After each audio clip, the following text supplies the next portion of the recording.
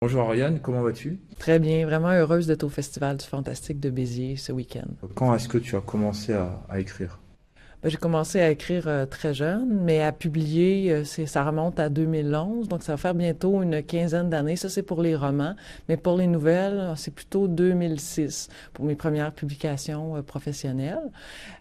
Puis c'était essentiellement du côté de la nouvelle fantastique, puis j'ai jamais arrêté d'en écrire. Il y a un certain nombre d'écrivains et d'écrivaines qui, après avoir écrit de la nouvelle, vont passer au roman, mais dans mon cas, ça a toujours été parallèle puis de façon harmonieuse au roman.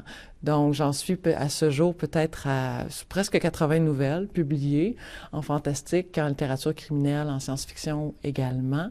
Et pour les romans, mais c'est pas seulement des romans. J'ai écrit aussi des textes de bande dessinée récemment, mais j'en suis environ à une dizaine d'ouvrages. Et puis, je dis environ parce qu'il y a beaucoup de collaborations. Puis, je sais jamais si on publie un livre à quatre mains, est-ce qu'il faut dire un demi-livre ou un livre. Donc, environ une dizaine d'ouvrages.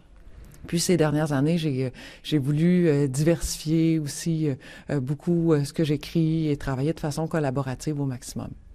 Quels sont tes univers? C'est des univers, essentiellement, je dirais, si j'avais un peu à faire des statistiques de mes univers, là, je peux le dire comme ça, que j'écris davantage du côté du fantastique, suivi à peu près à égalité de la science-fiction et de la littérature policière. Et c'est du fantastique qu'on va souvent qualifier d'assez sombre, d'assez sensoriel également, avec très fréquemment c'est même plus que des touches, là, je dirais des passages d'horreur ou d'érotisme.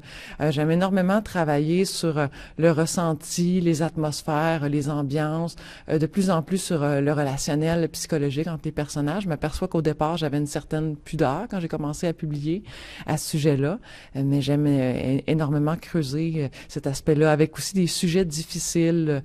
Quelqu'un me faisait la réflexion récemment, en fait, c'est mon co-auteur de La Cité oblique, Christian Quesnel, il disait, c'est ton année éco-anxiété, et puis il a tout à fait raison, puisque mes deux publications de cette année 2024 traitent chacune à leur manière bien différente, une en science-fiction puis une en littérature criminelle, d'éco-anxiété, entre autres, qui est un sujet on ne peut plus actuel et que j'aime bien marier à des univers aussi d'imaginaire ou criminels. Et peux-tu nous parler de quelques livres en rapport avec cet univers, que ce soit science-fiction ou fantastique ou... Oui, ben je pourrais te parler de mes trois plus récentes publications puisqu'elles sont quand même assez contrastées. Je peux commencer par la plus ancienne qui est La Cité oblique avec Christian Quesnel. Ça, c'est un projet dont je suis très fière et puis qui a pris plusieurs années à Christian. Lui a travaillé pendant 5 ans sur les planches. Moi, je suis arrivée dans les 2 dernières années du projet. Donc, c'est une bande dessinée qui s'inspire des univers de l'écrivain américain Lovecraft que tu connais sans doute. Puis aussi du fait que Lovecraft aimait visiter la ville de Québec, donc au Canada. Et puis ça, c'est plutôt méconnu. Il l'a visité 3 fois dans les années 1930. Il en a rapporté des récits de voyage qui sont parus de façon posthume dans un livre qui s'appelle To Quebec and the Stars. C'était dans les années 70. Puis le matériel de base de La Cité oblique provient de To Quebec and the Stars et des récits de déambulation de Lovecraft dans la ville de Québec et aussi de sa compréhension de l'histoire de la Nouvelle-France. Donc l'histoire, autrement dit, du Québec. Donc, à partir de Jacques Cartier jusqu'à la bataille des plaines d'Abraham. Donc, c'est un petit peu ça, mais avec une réalité alternative, pour résumer. Puis c'est pour ça que ça s'appelle La Cité oblique. Donc, on est dans une uchronie avec une sorte de translation à la fois de l'histoire de la ville de Québec et des univers de Lovecraft, à qui j'ai rendu hommage. Je suis, sans surprise, une grande admiratrice des univers de Lovecraft. Alors, j'ai voulu continuer de lui rendre hommage parce que je l'avais déjà fait aussi dans 2 romans antérieurs, en 2016 et en 2009, avec Les Cendres de Sedna puis Quelques battements d'ailes avant la nuit. Mais par la suite, si j'avance un petit peu dans le temps, je te parlais tout à l'heure avec les deux publications qui sont liées à l'éco-anxiété, donc mes 2 livres de 2024. Le premier, c'est un roman de science-fiction qui s'appelle L'envers des forêts. C'est paru aux éditions à lire et On est au 22e siècle, dans les territoires du Nord-Ouest. Pour vous situer au Canada, c'est je veux dire le Nord-Ouest, ça donne le goût de rire, là, mais effectivement, c'est dans le Nord-Ouest, mais c'est à côté du Yukon. Et puis, il y a le Nunavut qui est à proximité également. Puis, dans ce 22e siècle-là, les bouleversements climatiques ont continué à faire des siennes, selon l'histoire. Puis, il y a plusieurs personnes qui ont développé des phobies à la chaleur, ce qu'on appelle la thermophobie. Ça existe actuellement. Puis, de toute façon, on le sait, il y a toutes sortes de phobies, des incongrues qui peuvent exister ou surprenantes.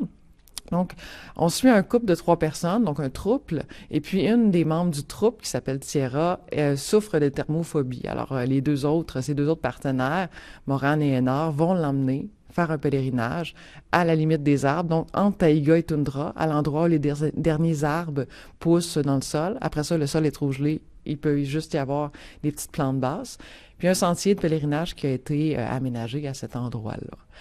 Mais aussi, j'en reviens au bouleversement climatique, ils ont fait dégeler, la chaleur a fait dégeler aussi des bactéries. Il y a un aspect fantastique dans le roman avec des lichens qui ont des potentialités hallucinogènes et des bactéries qui émergent du sol et qui font croître une espèce d'étrange épidémie. Alors ça, c'est pour l'envers des forêts. Je vais te résumer plus rapidement le plus récent là, qui paraît ce mois-ci, qui s'appelle Noire Saison, tout ça au pluriel. Et qui est écrit cette fois-ci, il faut que je compte bien les mains, là, à 8 mains.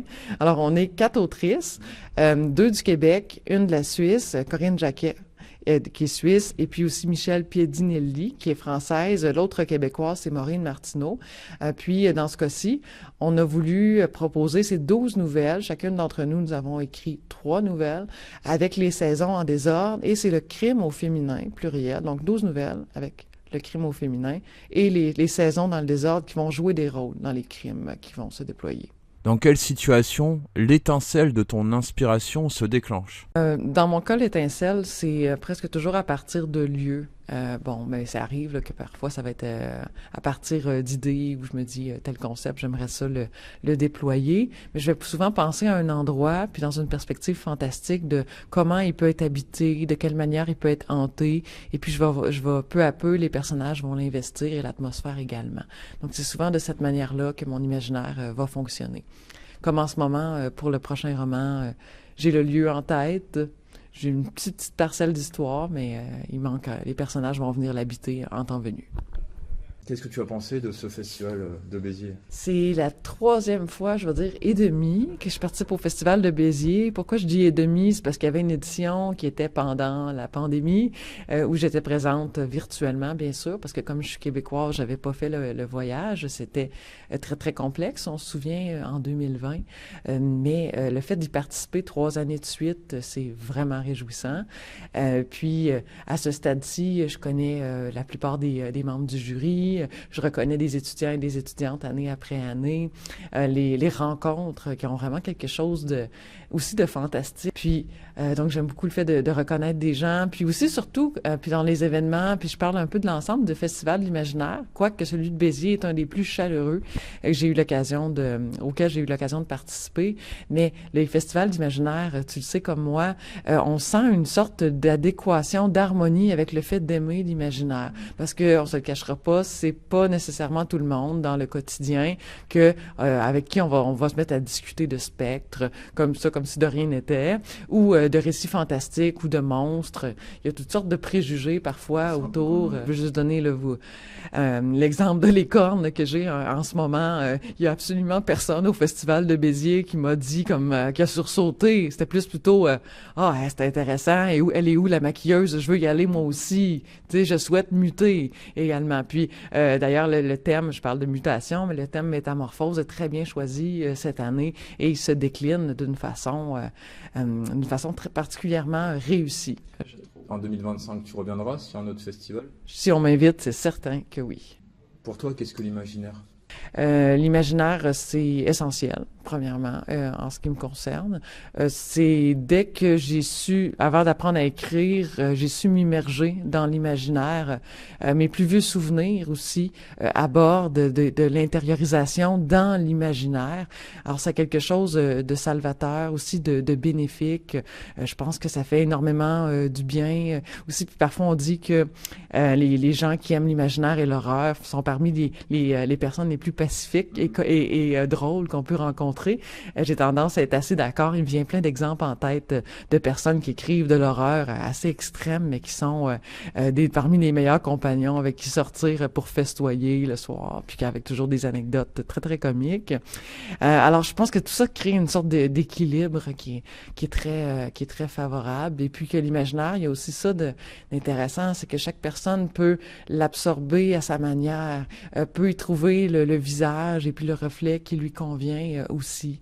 Donc, je sens un grand accueil. On parlait un petit peu tout à l'heure des conventions, là, un petit peu auxquelles tu peux participer. Eh bien, il y a ça également qu'on sent dans tout le monde est en cosplay, en fait. Oui, tout à fait. Avec cet accueil de ton personnage que tu peux incarner aussi, ou tes personnages, parce qu'il n'y a pas de limite.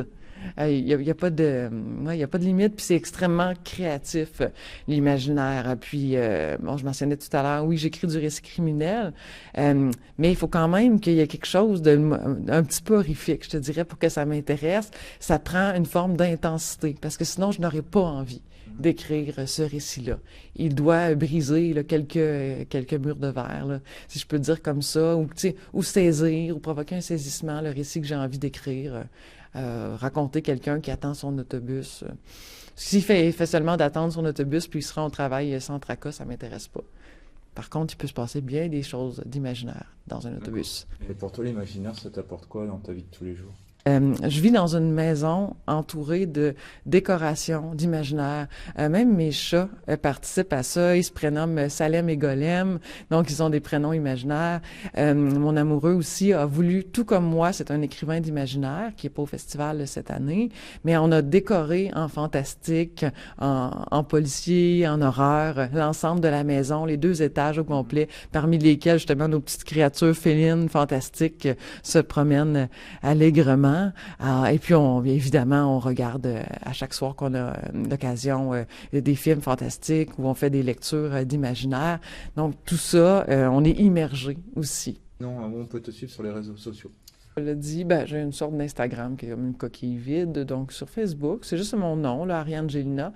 J'ai pas de page d'autrice. Et sinon, sur le site de mes éditeurs, à lire Alto, il y a des informations pour me suivre. Mais si on parle de réseaux sociaux, c'est vraiment plus Facebook. Est-ce que tu souhaites rajouter autre chose à ton interview? Que tu es très sympathique. Et puis j'ai aimé discuter d'imaginaire avec toi en ce festival fantastique de Béziers. Puis que j'espère qu'on va se dire à l'année prochaine. Oui, à l'année prochaine. Oui.